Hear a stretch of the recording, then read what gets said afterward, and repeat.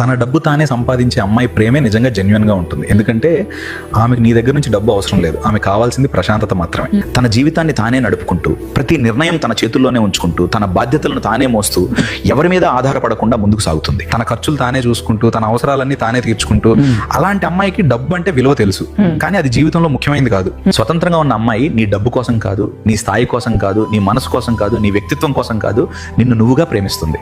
ఆమెకి నువ్వు ఒక డబ్బిచ్చే యంత్రం కాదు, నువ్వు ఆమె జీవితంలో ఒక వ్యక్తి, ఒక భావన, ఒక అర్థం. ఇది ఈ రోజుల్లో చాలా అరుదైన విషయం, ప్రతి ఒక్కరికి దొరికేది కాదు. ఇలాంటి నిజమైన భావనను అర్థం చేసుకునే వాళ్ళు చాలా తక్కువగా ఉంటారు. అసలు విషయం ఏంటంటే, ఇది మాటల్లో చెప్పలేని విలువ కలిగిన బంధం, డబ్బుతో కొనలేని.